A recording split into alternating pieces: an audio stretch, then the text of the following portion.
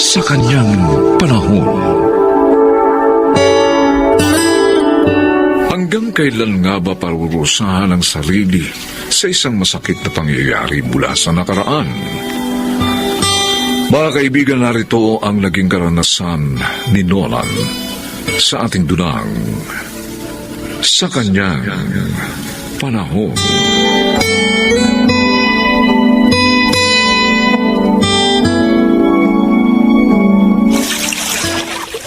Wow!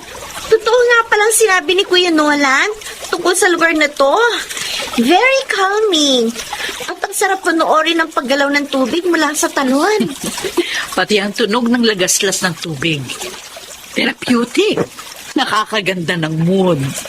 Ang gusto ko malaman, yung totoong scientific explanation na may healing power nga ang ganyang waterfall. Ang dami ko na kasing nararamdaman sa katawan ko Sandali. Nasaan na ang Kuya Nolan at Kuya Santi mo, Madi?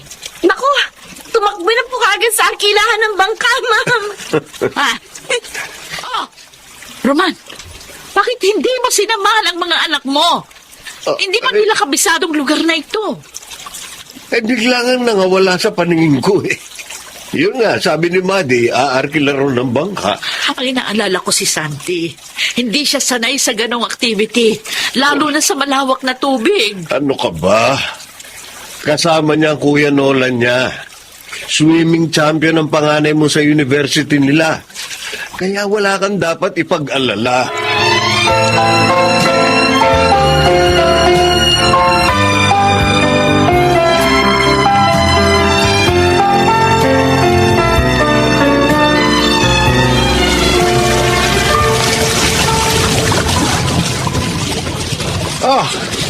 Ano sabi ko sa'yo tungkol sa recreation activity na ito, Santi? Perfect stress reliever, di ba? At relaxing din, Kuya. Masarap na pang-escape sa nakasasawang daily routine. Parang nare-reset ang isip ko Talagang ang sarap ng pakiramdam kapag napalilibutan tayo ng malamig na tubig at sariwang hangin. Teka, Kuya. Parang lumakas ang agos ng tubig.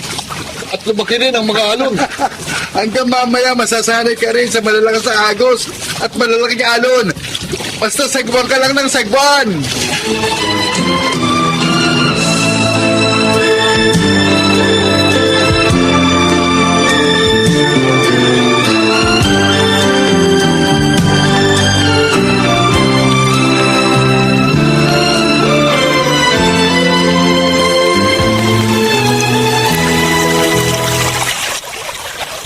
Madi, hindi pa bumabalik ang mga kuya mo. Tiyak na nag-i-enjoy pa sila sa pamamangka, ma'am. Sabi ko naman sa daddy mo, hanapin ang mga kuya mo, Kaso ayun, naligo nang naligo sa talon. Ayun ang umahon. Mabuti pa. Tayo nang maghanap sa Kuya Nolan at Kuya Santi mo. Halika!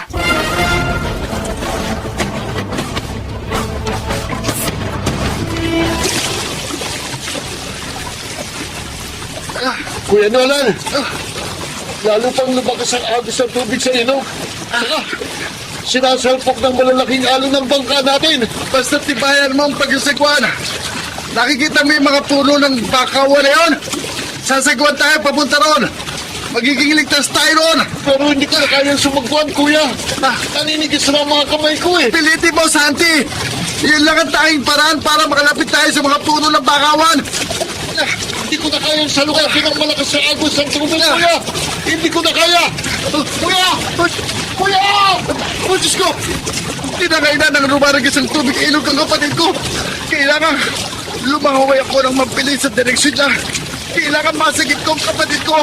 Santi! Kapatid ko!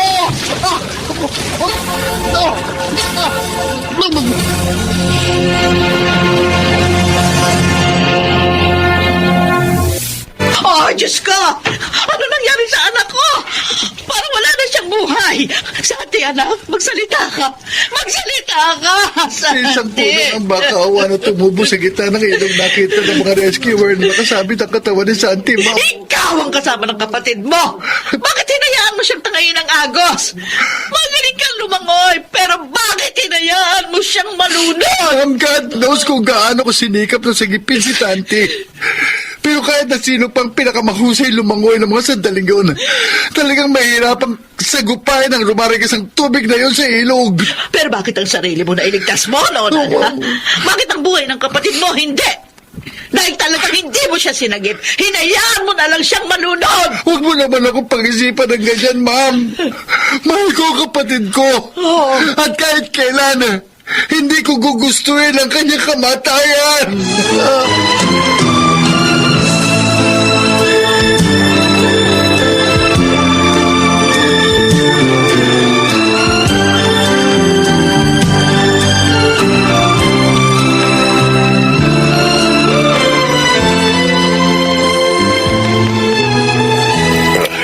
Roman, napatawag ka. Ate, makikiusap sana ako na dumito ka muna sa amin para matingnan-tingnan si Emma. Hindi pa kasi siya ganap na nakaka-recover sa pagkawala ni Santi.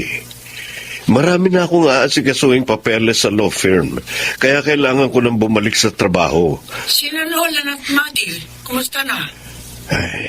Nagdadala mahati pa rin. Pero nagsipasok na rin sila sa kanilang mga klase. Baka nga ako pwedeng pakitingnan-tingnan mo na rin yung dalawang yun, ate. Medyo may trauma pa rin sa nangyari sa kanilang kapatid. Ay, sige, oo. May ilang bagay lang akong sisinupin dito sa bahay. Pupunta... Hindi ka ba nakakaintindi, Nolan? Ayoko makita ang pagmumukha mo ni ayaw kitang makasabay kumain. Hanggang ngayon ba, ma'am, ako pa rin ang sinisisi mo sa pagkamatay ni Santi? Oo. Dinala mo lang kami sa lugar na yun para doon mamatay ang kapatid mo, hindi ba? Kung alam mo lang, ma'am, higit sa sakit ng paninising ibinabato mo sa akin, kung paano ko nilalabanan araw-araw yung nararamdaman kong survivor's guilt. Dahil kitang-kita ko mismong pagkalunod ni Santi. Pero wala akong nagawa. Sana nga ikaw na lang ang namatay. Baka matanggap ko pa. Baka hindi ganitong kahirap ang pagdadalamati ko. Nung araw na mamatay ang kapatid mo.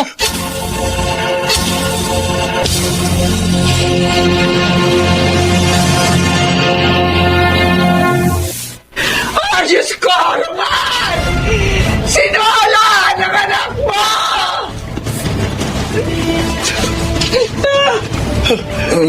Nolan! Nolan!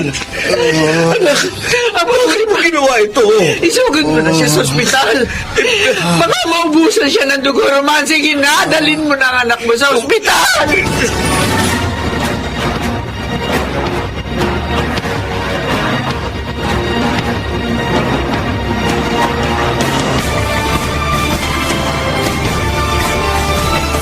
Hindi na po nakayanan ni Kuya Nolan ang pananambat mo, Mami. Paano kung hindi ko na rin makayanan ang pagwawalang bahala mo sa amin? Baka gawin ko na rin ang ginawa ni Kuya Nolan.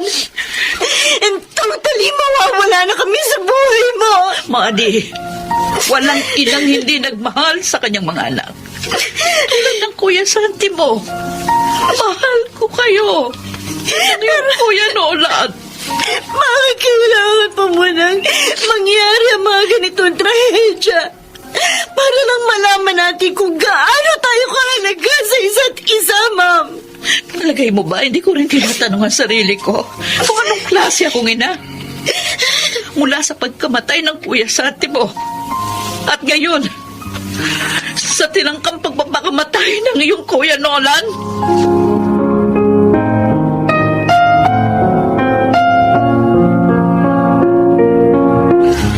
Dad, I'm sorry.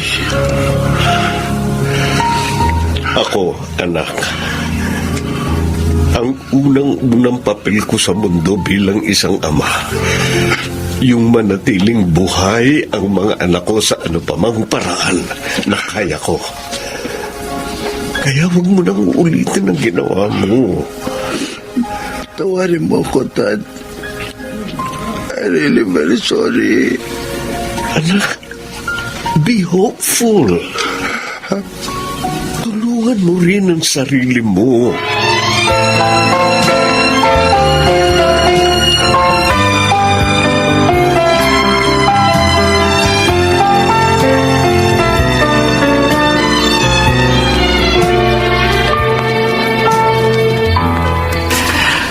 Maaari nating ibigay sa ating mga anak ang ating pagmamahal.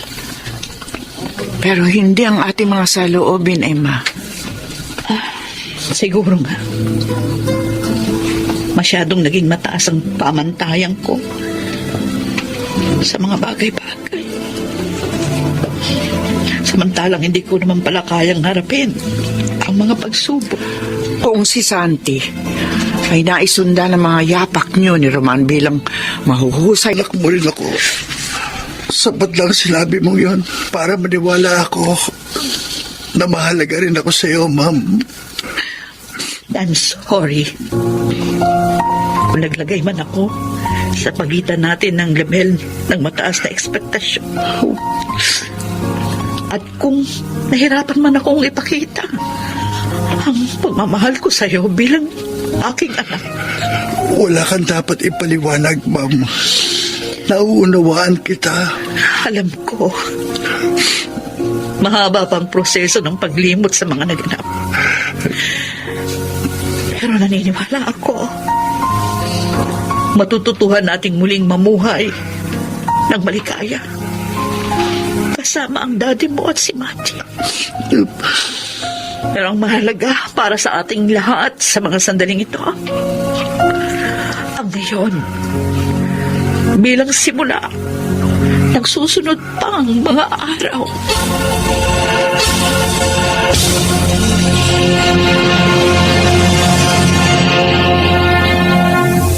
Sa kanyang panahon. Ang puso nga ba ang nagdidikta ng tapat na pagmamahal at magtuturo ng tamang kahulugan sa ating mga sarili? Mga kaibigan, narito at ating pakinggan ang naging karanasan ni Merced sa ating dulang sa kanyang panahon.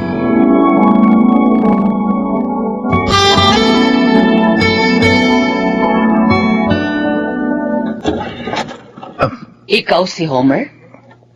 Ako nga. Bakit niyo ako kilala? Ano ang may tutulong ko sa inyo? Kapatid ko si Luna. Oh, may lamang 300,000 piso ang sobrang to. Layuan mo ang kapatid ko. Teka, sandali. Hindi ko kayo maintindihan eh. Ikaw ang dahilan ng hindi namin pagkakasundong magkapatid. Kung hindi ka na magpapakita kay Luna, makakalimutan ka na niya. Makakapamuhay na kami ng tahimik. Hindi ganun kadali gusto niyo mangyari. Mahal ko si Luna at mahal din niya ako. Ako lang ang dapat magpasya para sa kaligayahan ng kapatid ko. Dahil ako ang nagpapakasakit sa kanyang kinabukasan. Hindi kita gusto para sa kanya. Lalo na't produkto ka ng isang wasak at magulong pamilya. Pero gusto ko ring malaman niyo na hindi na mamana at lalong hindi nakakahawa ang pagiging galing sa isang sirang pamilya katulad ng paniniwala niyo. Isa lang ang gusto kong mangyari. Umalis ka na sa lugar na ito at wag na wag ka nang babalik pa!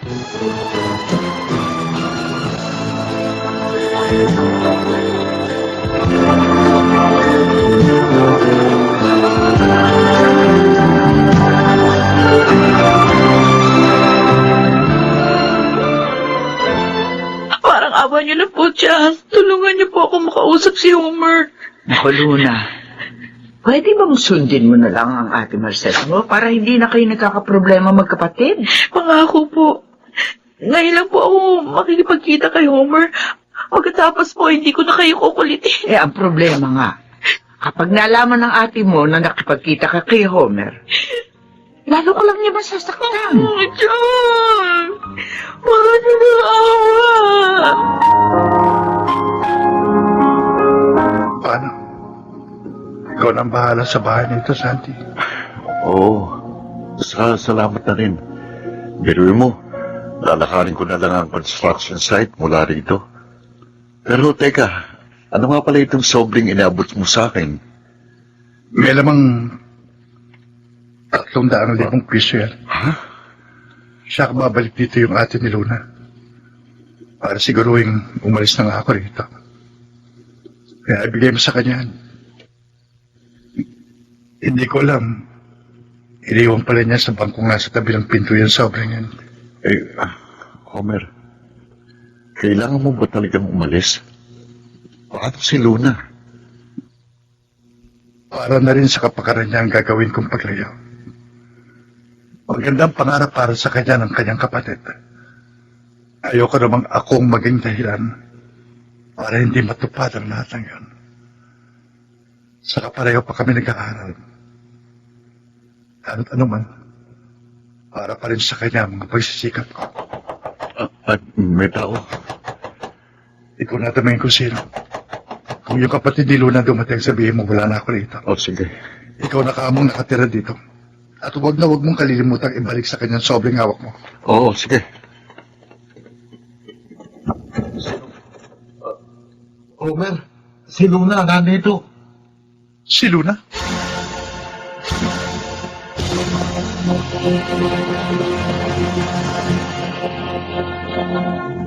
Homer, kung talagang mahal mo ko, patunayan mo. Luna, alam mo kung gaano kita kamahal. Pero hindi sa paraan gusto mo mangyari. Ang kinig mo ko. Ito ang paraan ko ng pakikipaglaban sa relasyon natin. Para ko mag-alayo man tayo. Naibigay ko na sa'yo ang aking sarili. Pero Luna, hindi ko magagawang... Pamili ka. Ano? Ang kinig mo ko ngayong gabi. O mababalitaan mo na lang. Na nagpakamatay ako.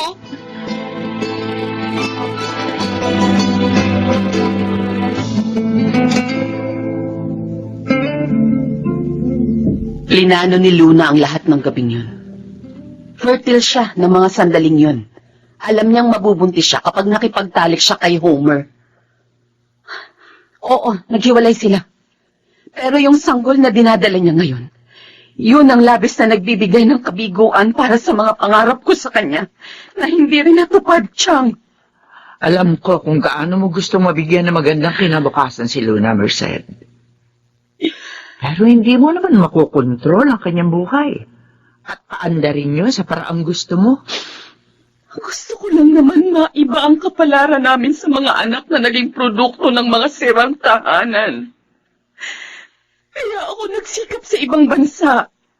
Dahil ayoko makita ang mga sarili namin na miserable at walang pinatunguhan. Pero bigo ako, Chang. Bigong-bigo ako.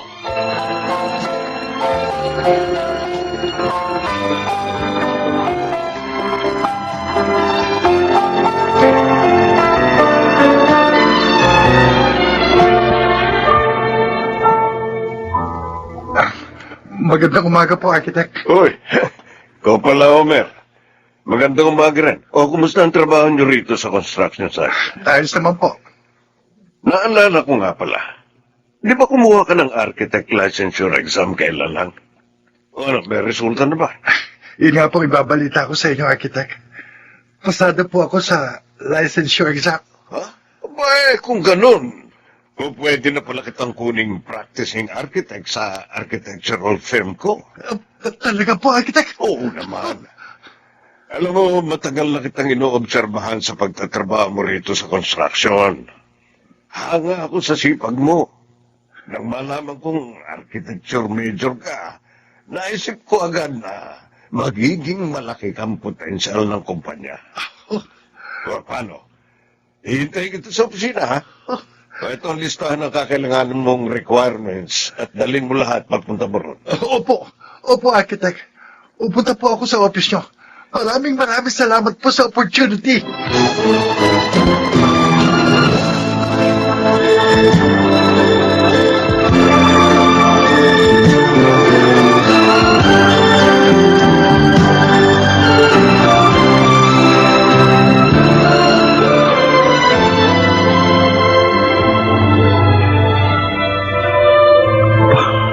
Diyos ko, hindi ba nagkakamaling paningin ko? Yung litrato sa tarpaulin na nakasabit sa karon ng patay, si Luna.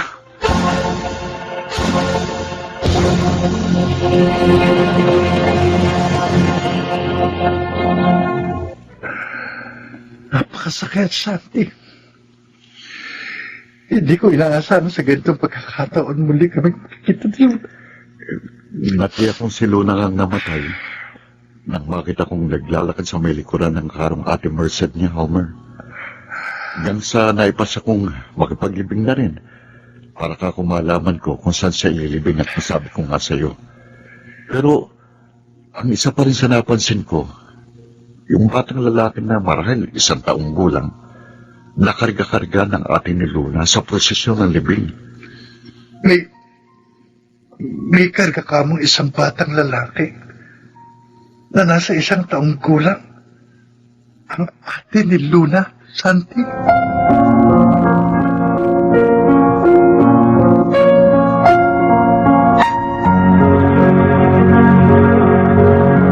Hanggang ngayon, hindi ko pa rin mapaniwalaan ng lahat, Chang. Parang sinikap lang na maisilang ni Luna ang kanyang anak. At makapiling sa maikling panahon. Pagkatapos, pinabayaan na niya ang kanyang sarili. Lalo lang ako sinusumbatan ng aking konsensya sa kanyang pagkamatay. Pero alam mo ba, kung ano ang makapagpapagaan sa bigat na nararamdaman mo dyan sa dibdib mo, Merced? Ano po, Chang? Ituwid mo lahat-lahat. Mula sa nakaraan ng anak ni Luna hanggang sa karapatan ng kanyang ama. Si Homer. Nakita ko siya minsan na mag-alay ng bulaklak sa puntod ni Luna.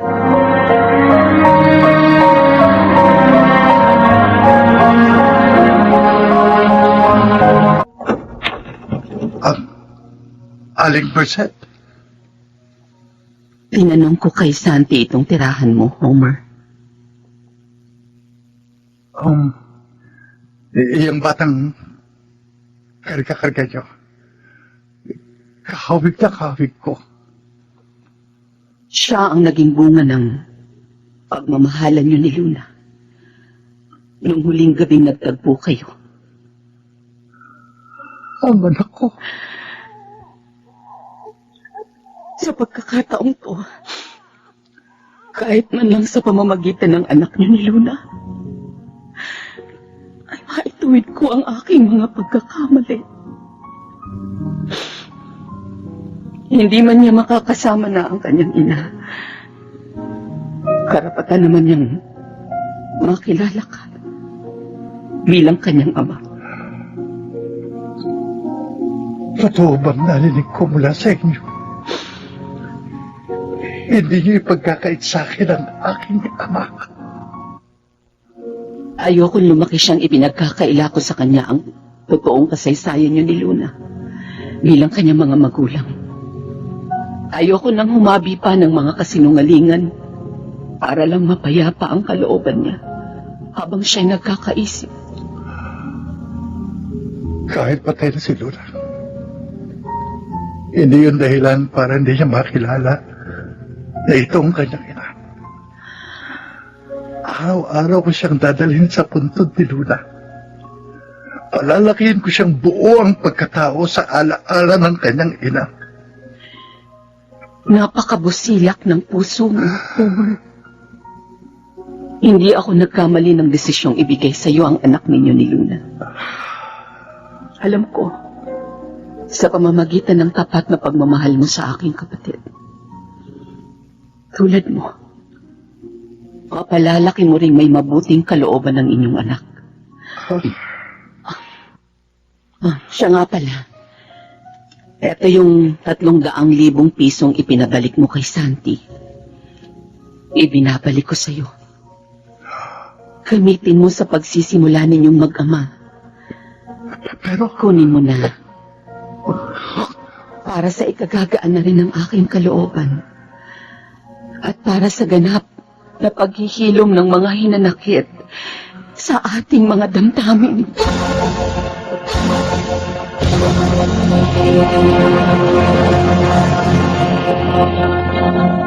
Sa kanyang panahon.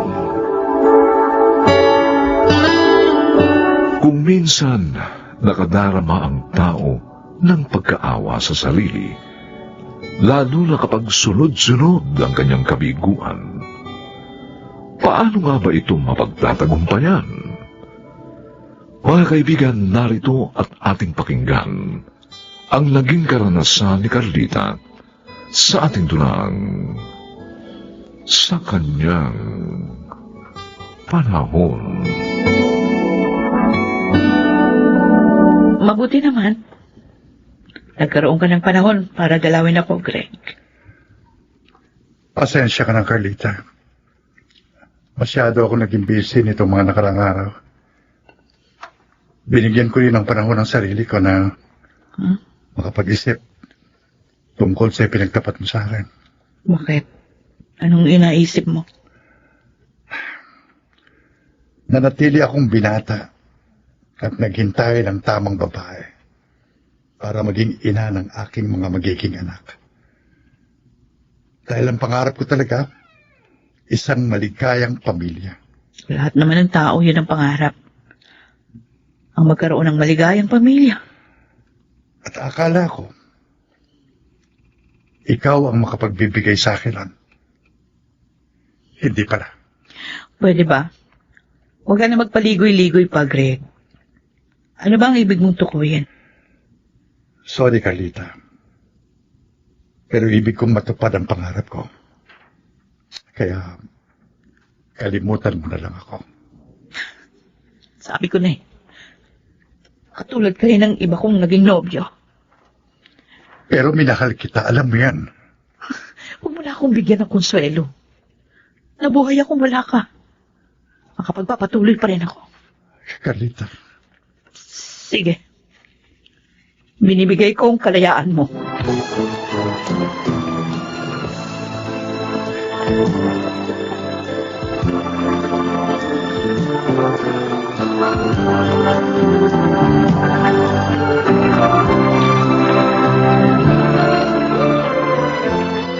Carlita, anak, bakit hindi ka pa natutulog? Maaga ka pang papasok bukas. Itay. Umiiyak ka. Dahil ba kay Greg? Nakipag-break sa'yo? Opo. Bakit ba ito nilaranas ko? Naging tapat lang naman ako. Bakit mali ba yun, Itay? Hindi, anak. Tamang ginawa mo. Ang mga lalaking minahal mo ang siyang mali. Dahil hindi malawak ang kanilang pangunawa. Hindi nila matanggap ang iyong kapansanan. 2 beses na. 2 beses na ako nabibigo. Para bang kahit kailan, hindi ako pwede magkaroon ng maligayang pamilya dahil ayaw nila sa akin. Huwag kang mag-isip ng ganyan. Huwag kang patalo sa sakit ng kalooban at kalungkutan. Ay, ang hirap. Nasaktan na naman ako. Oo, alam ko yun. Kahit pa, ipaglaban mo pa rin ang karapatan mong mabuhay ng maligaya at makikita mo, makakamit mo rin yung balang araw. Sinabi niyo, Sang Tonyo, ang payat na nitong si Pinsan ah. Eh, paano? Madalas siyang walang ganang kumain. Buti nakapagtatrabaho ka pa. Eh, madalas na rin niyang absent sa opisina ng pinapasukan niya. Para saan pa ba ako magsisikap ako? Hindi naman ako pwede magkaroon ng maligayang pamilya. Kuya Jomel. Naaawa ka lang sa sarili mo. Kaya mo nasasabi yan. Idilat mo ang mga mata mo, insan. Mas marami ang kahabag-habag kaysa sa iyo. Bakit hindi ka humugot ng lakas sa kanila? Para muli kang lumigaya. Hindi ko alam ang gagawin ko, kuya. Parang wala na akong gana sa buhay. Mali. Hindi dapat ganun. Mabuti pa, sa ibang lugar ka muna magtrabaho. Jomel, ano ibig mo sabihin? Chong, may agency po na nagpapaalis papuntang Hong Kong ang bayaw ko. At hiring sila ng mga tao ngayon. Kung gusto ni Pinsan, papasok siya doon. Kuya Jomel. Kailangan mo mag-ibang lugar, Carlita. Para makalimot ka. Makaiipon ka pa doon.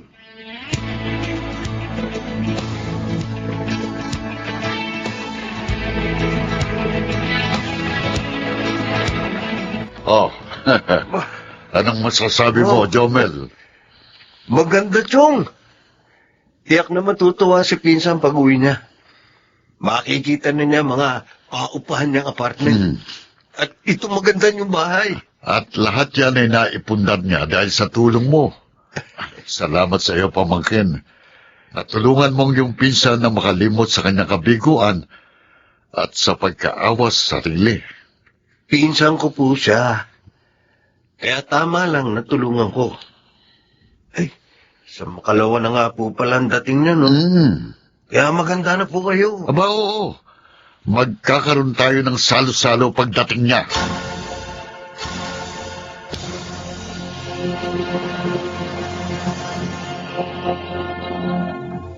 Hazel, nakikiramay ako.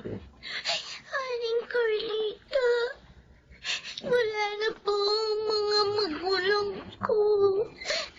Mag-isa na lang po ako. Bakit? Wala ka mang kamag-anak na pwedeng makatulong sa iyo? Nasa Bisaya po parehong kapatid ni Nina Ekitay. Tinawagan ko po sila sa cellphone. Oh, Pero hirap daw po sila sa buhay. Kaya hindi raw po sila makakapunta dito. oh. Sinong makakasama mo dito sa barong-barong ninyo? Ay, delikado sa iyo ang mag-isa rito. Pahala na po. Wala naman po akong magagawa eh. Uli lang lubos na po ako.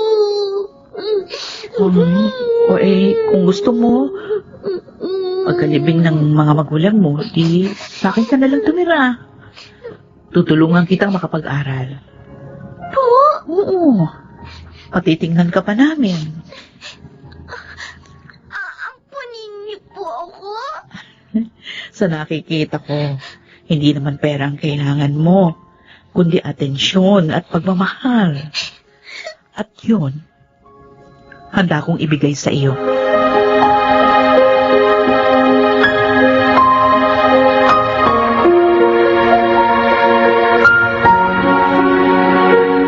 Ha? Sa makalawa ng opening ng pangalawa mong restaurant, Opo, anak? Itay. Aba, ang bilis ng pag-unlad ng negosyo mo, ah. Talagang nakabuti ang pasya ko na huwag nang bumalik sa Hong Kong. Nagkaroon pa ako ng anak sa katauhan ni Hazel. Oo nga. Sa 1 linggo ng graduation niya sa elementarya. Oo, at may award siya, ha? Kasi masipag siya mag-aral. Mabait at napakagalang pa.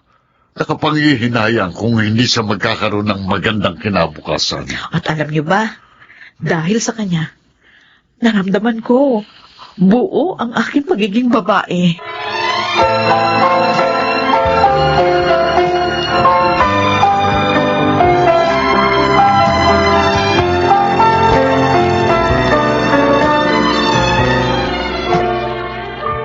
Greg?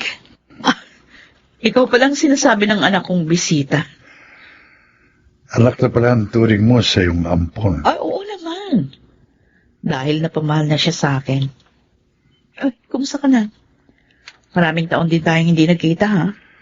Eto, nakapag-asawa. Hmm? Pero nagkahiwalay din. Sumama siya sa ibang lalaki.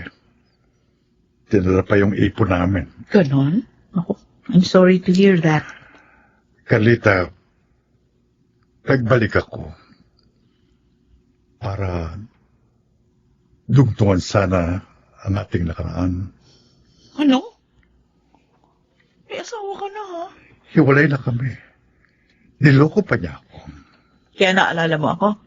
Mahal pa rin kita, Carlita. Greg, ikaw ang pumili sa kapalaran mo. Kaya magpakatatag ka. Sikapin mong maging maligaya kung anong tama. Bakit ba ganyan ka magsalita? Dahil ba kay Hazel? Hindi ka niya mapaliligaya. Iba ang kalinga ng isang asawa. At iyon ang kaya kong ibigay. Minsan mo na akong binigo. Paano pa ako maniniwala sa'yo? Kalimutan mo na gusto mong mangyari. Hindi mo ako makukumbinsi.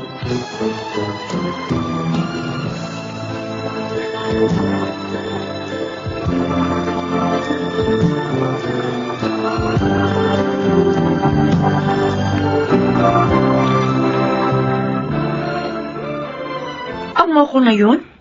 Naghahanap pa ng damay sa sinapit niya. Noon, iniwang ka niya. Dahil akala niya hindi siya magiging maligaya sa'yo. Dahil nga hindi ka maaari magkaanak.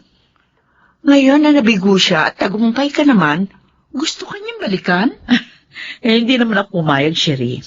Alimot ko na siya. At saka maligaya na ako sa kung ano ang meron ako ngayon. Buti naman maliwanag ang isip mo. Hindi ka nadaig ng panunukso niya.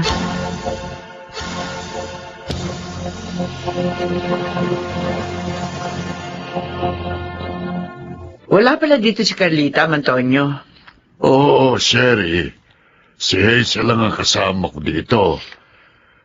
Pinasyalan kasi ni Carlita ang pangatlo niyang restaurant. May sakit ho kayo? Hindi. Trangkaso lang ito. At saka, inaasikaso ko ng aking apo, si Hazel. Ay, naku, ang bilis ng panahon, ano ho? College na ho siya, ano, Antonio? Oo, at medisina ang kinukuha niya. Para daw may doktor na kami ng nanay Carlita niya.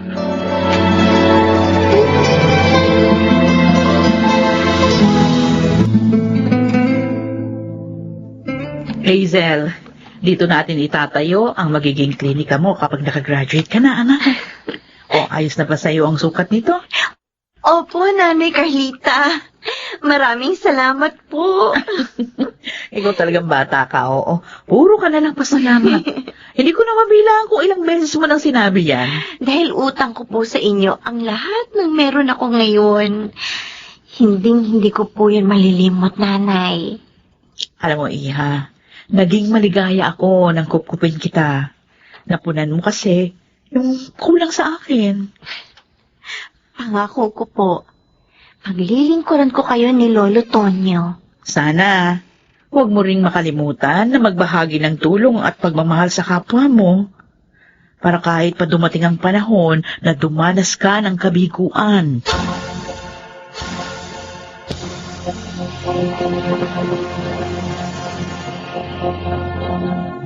Sa kanyang panahon, ang kapabayaan ay di dapat masumpungan sa isang magulang, lalo na sa ginang ng tahanan. Pagkat ito'y magbubunga ng pagkawasak ng kanyang sambahayan. Mga kaibigan, narito at ating pakinggan ang naging karanasan ni Diding sa ating dunang sa kanyang panahon.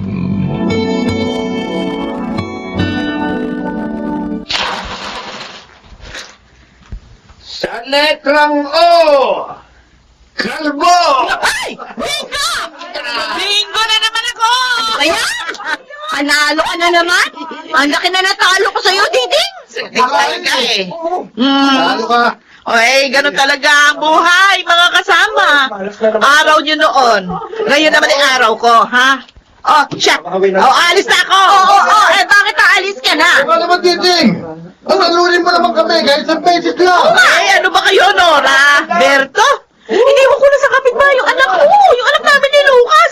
Tsaka kanina pa ako dito Kanina pa rin kayo talo. Bakit ba? Pagagalita ka ba ni Lucas? Pag nalaman nagbingo ka? Ako? Magagalitan niya? Takot lang nun sa akin. Yabang nitong kaibigan ko. Porke maganda. Ano? Talaga. Kaya nga patay na patay sa akin si Lucas. At kahit alam niyang ginagawa ko, tumatahimik lang yun. Takot lang siya mawala ka, ha? Oo talaga. Hindi naman kami kasal At magagawa ko siyang iwan kapag nagkamali siya.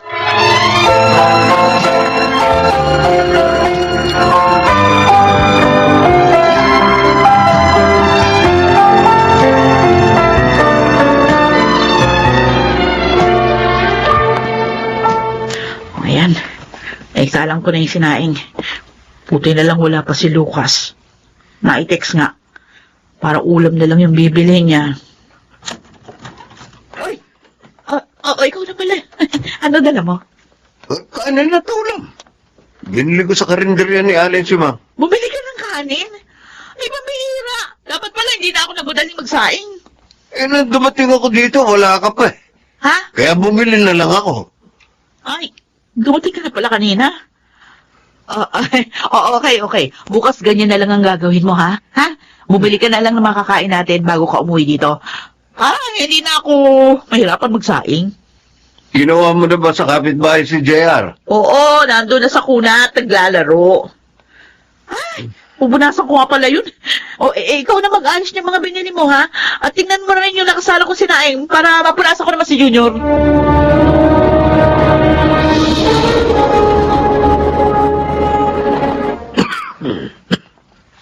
Ay, kayo pala, Nay. Napasal kayo. Dinalaw ko kayo ng apo ko. Dinalang ko tuloy kayo ng nilagang baka. Nalaman ko kasi sa pinsan mo na 2 araw ka na raw na hindi nakakapasok sa trabaho. May sakit ka raw. Oo nga ho eh. Naulanan ho kasi ako, pero mas maayos na ang pakiramdam ko ngayon. Salamat po sa ulam. Makakahigop ako ng masarap na sabaw. Kung bakit naman kasi hindi ka man lang maipagluto ng asawa mo? Kahit man lang instant noodles, pagluto ka, para may mahigop kang sabaw. Oh, Marami kasi siyang ginagawa, Nay. maraming ginagawa. Ikaw nga to naglilinis at naglalaba sa inyo. Ang sabihin mo, wala siyang ginagawa kundi magbingo, magtong eats. Naglilibang lang, Nay. Pwede ba? Huwag mo na nga pagtakpan ng babaeng yon. Tulad ngayon, may sakit ka. O, nasaan siya? Ano? Andun sa ano? Naroon! Nakita ko sa bingguhan ni Poleng! Nay naman. Ayoko sanang sabihin ito sa'yo. Dahil ayoko masaktan ka. Pero anak, hindi nakabuti sa'yo ang pakikipaglibin mo sa kanya. Tingnan mo ang katawan mo. Ang payat mo na. Dahil nga pinababayaan niya kayo ng aking apo. Sabihan mo naman siya magbago. Sinasabihan ko. Pero nagagalit siya eh. Jesus, At yun ang ayaw ko. Natatakot akong iwan niya ako.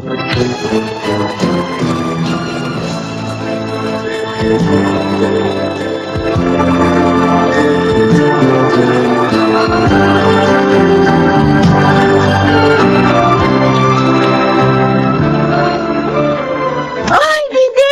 Kala ko hindi ka na makakarating eh. Patuloyin mo muna ako. Ang init sa labas. Ay, oo nga pala. Pasensya na. Halika na, pasok ka na. Bakit mo naman sinabi na akala mo hindi ako makakarating? Kasi sabi mo, may sakit si Lucas. Oo nga, meron naman siyang gamot. Kaya niya na yun. Sa bagay. Yung anak nyo. O, di nasa kanya. Sa bahay lang naman siya ngayon eh. O, di siya mag-alaga. Bilib talaga ako sa'yo. Kayang-kaya mong pasunurin si Lucas. Tara na. Para mabot tayo sa jackpot. Uy, sigurado ka bang malaki yung tatamaan sa bingo doon sa kabilang baryo? Oo.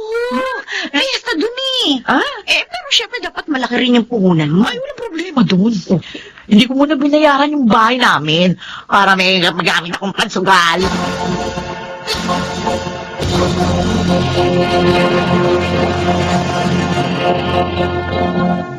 Ano? Oh, Iiwan mo ditong pamangkin ko? oo, kuya. Sandali lang ako. Magbibingo ka na naman. Naman naglilibang ako eh. Kuya talaga, oo. Hindi, kailan ka pa ba magbabago? Dalaga ka pa, ganyan ka na eh. Yan ang natutuhan mo sa pakipagbarkada sa mga babaeng sugarol dito sa baryo natin. Naman, oh. Sige na, naman. kuya. Alagaan niyo na si Junior kasi wala yung kapitbahay ko na tumitingin sa kanya eh. Sandali lang ako. Pasalamat ka, mabait si Lucas. Kung ako yon, pinamusarga ko na yung uso mo at pinipit ko na rin yung kamay mo. Kuya. Tignan ko lang kung magsugal ka pa. At saka maraming ginagawa asawa ko. Walang mag-aalaga sa anak mo.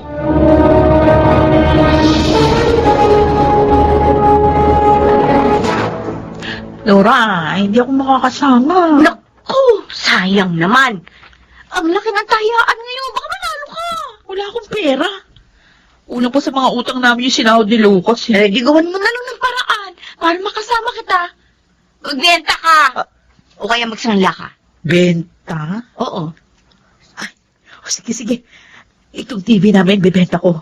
Para meron akong puhunan. Total, hindi naman nagagamit ito eh. Dahil lagi ako wala rito. O tayo na. Huwag na tayo mag-aksaya ng oras.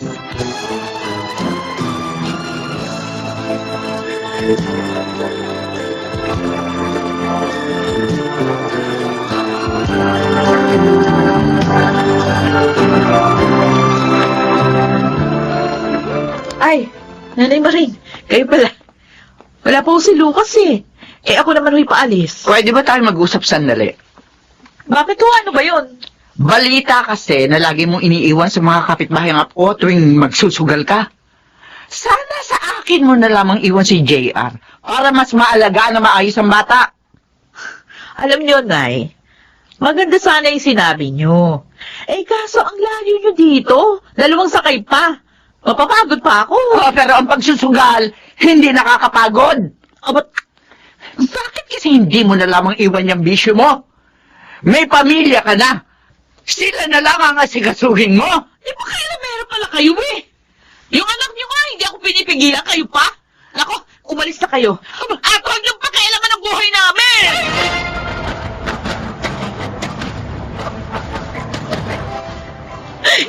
Yes! Wisit! Kanina pa ako natatalo. Talagang ganun. Araw ko ngayon, Diding. Wala na ako pumunan. Naubos ko na yung binigay ni Lucas sa akin pang gastos. Pwede. Magkaroon ka pa. Pautangin kita. Malay mo, makabawi ka. Sige. Talagang gusto ko makabawi. Ay, saan mo nga pala iniwan yung anak mo? Sabi mo wala yung kapitbahay nyo na inuupahan mo. Ay, di kinandado ko yung bahay. Ha? Ay, tulog naman yung bata. Sandali, akin na yung pauutang mo para makataya na ulit tayo sa loob. Siya, sige. Diding! Ah! Diding! Ako! Huwag ka na maglaro! Asar ka naman, Dong! Bigla ka na lang dumating tapos pipigilan mo pa akong maglaro. Oo nga, Dong. Ang laki ng talo nitong kaibigan ko. Kaya nga eh. Aling Nora, nasusunog ang bahay kasi nila. Ha? Ay, Diyos ko, anak ko! Ay, ako na natutulog na sa loob ng bahay!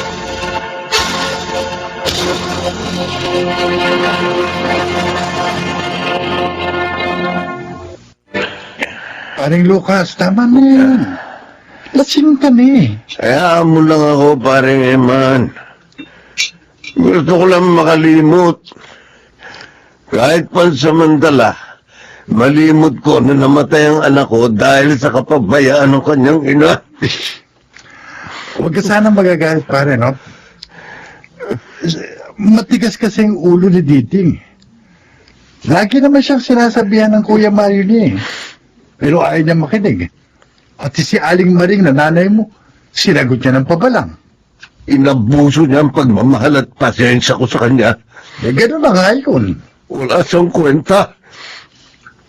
Buti na lang, hindi pa kami kasal. Ha? Anong ibig mong sabihin, paring Lucas?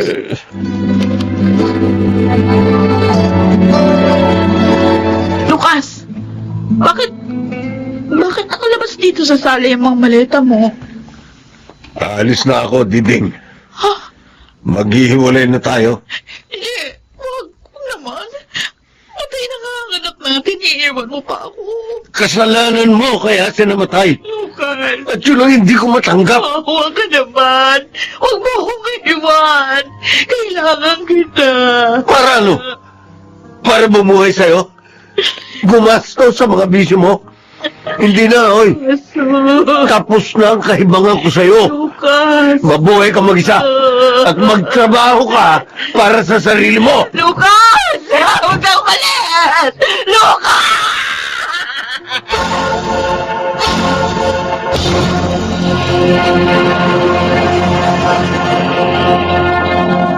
Sa kanyang panahon, mahirap man ang buhay, ito'y gumagaan kung walang bisyo at kalayon. Tagumpay ay makakamtan. Mga kaibigan, narito po ang naging karanas sa ating dunang sa kanyang panahon. Nato, mag-almusal na tayo. Eh, bakit tayo lang ang mag-aagahan? Umalis na ba si Tina? Oo, kanina pa. Maaga raw kasi yung lakad nila ng kanyang boss. Ganun ba? Oo. Ato, bakit hating gabi ka na namang umuwi? Hanggang hapon lang ang klase mo ah. Nag-stay po ako kina Totoy. Nagbilyar kami. Malamang, malaki na naman yung pustahan nyo, no? Kunti lang naman Para lang ganahan kami maglaro. Saka, libangan lang naman yun Ibangan. Kaya pala 21 ka na, hindi ka pa makatapos ng high school. Ito naman, kailan ka pa magbabago? Oo nga naman, anak. Mabuti nga nakapag-aaral ka kahit mahirap lang tayo. Eh, sabi ko naman kasi sa inyo, huwag niyo na akong pag-aralin eh. Ano? Patulan lang ako. Loko nito. Ayaw niyo naman. Bakit ba ayaw mo mag-aral? Dapat nga magsikap ka. Matuto ka sa kahirapang nararanasan natin. May trabaho naman ako maaaring pasukan eh. Bakit? Ano naman yun? Car wash. Ano? Lahat to, kapag nagkasama ka, kulang na pambuhay sa magiging pamilya mo ang kikitain mo ron! Matagal pa naman yun, tay. Saka ako na lang iisipin yun. Pag nangyari na. Pero ngayon, pumayag na kayo, minto ako ng pag-aaral. Nang hindi na tayo pare-parehong mahirapan.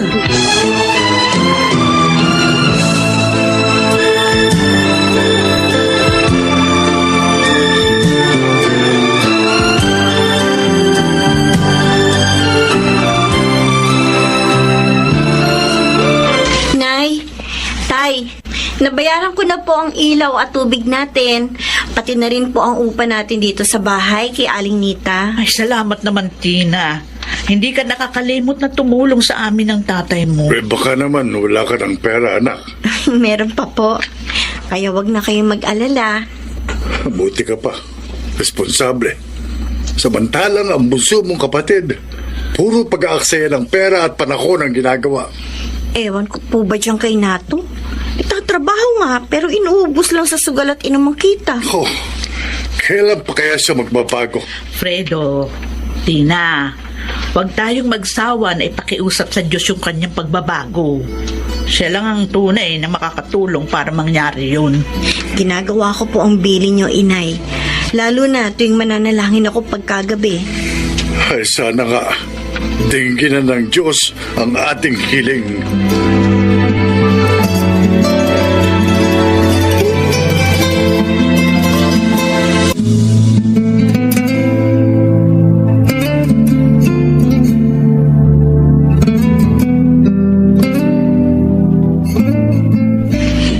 Sige lang, Toy.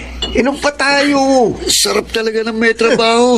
Laging maraming perang pang nomi at pang galso. Kaya nga nagpipiesta ako eh. Nang pumayag siya na inay at itay na tumigil na ako sa pag-aaral. Pakiramdam ko nakalaya ako sa kulungan eh. Ganun ba? Teka, kailan naman tayo magbibilyar? Kahit kailan pwede.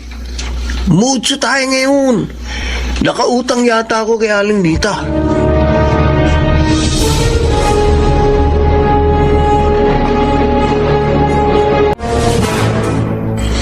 Ano? Wala pa rin si Nato? Oo, Fredo. Eh, hindi man lamang ba nagtitext o kaya tumatawag? Hindi. Sinubukan ko pong tawagan siya eh. Pero ayaw mag-ring yung cellphone niya. I-text mo yung mga kaibigan niya. Ginawa ko na rin po yun. Pero sabi nila, hindi raw po nila nakita si Nato kahapon pa. Ang batang yun talaga, oo. Lagi na lang nagbibigay ng problema sa atin. Anong gagawin natin? Baka kung napano ng ating anak.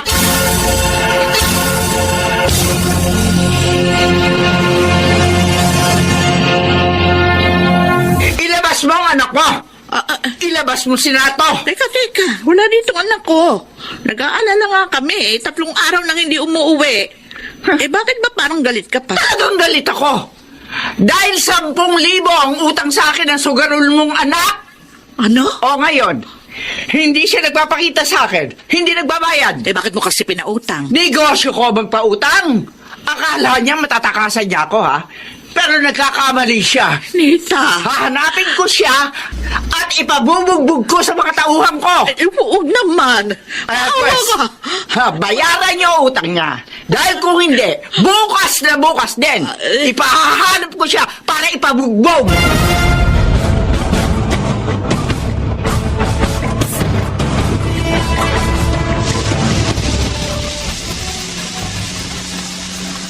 Naku, Fredo, kailangan makita natin si Nato.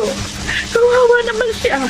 Kung yung mga tauhan niya, ang unang makakakita, makalumpuhin ang anak natin. Kaya nga kung saan-saan tayo nagpunta, di ba? Pwede pa rin natin siya makita, Siyang. Ay, nasa na kaya ang ating bunso? Ilang araw nang hindi mo uwi. Yun. Hindi na iniisip ko. Ay, Siyang. Walang plano ng tricycle. Mapapagla tayo!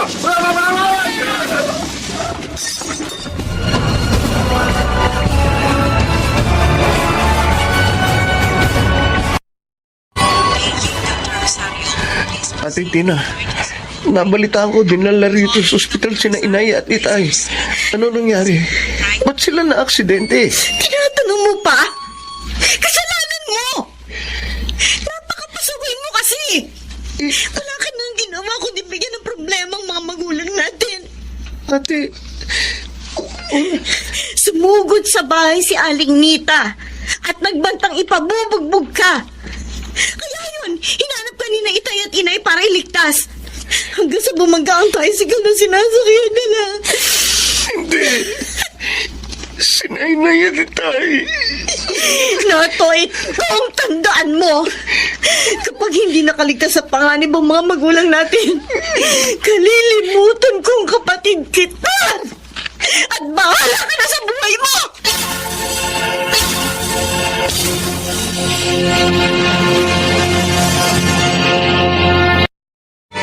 Tina, Nato, Narito po ako, Inay. Nay, salamat sa Diyos.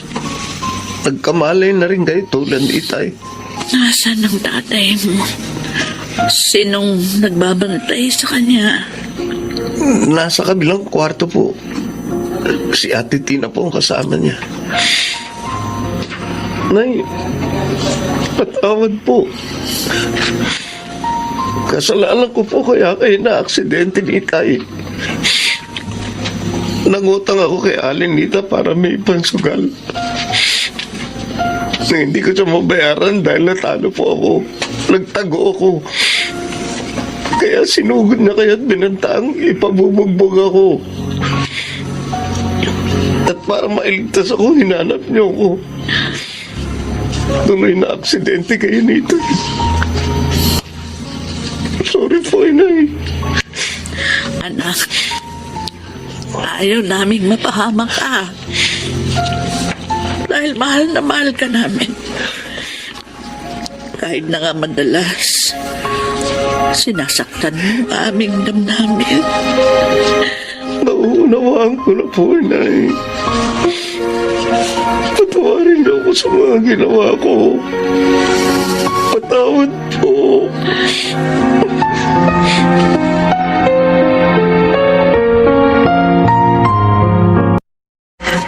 Binabati ka namin, anak. Natapos mo rin ang high school. Oo nga. Masaya kami at hindi na kami nabigo ngayon. Ayaw. Ang inang pagkakataong binigay niyo sa akin, Inay. Itay. Salamat po sa inyo. Para po sa inyo ang diploma kong ito. Oh, Nato, anak ko.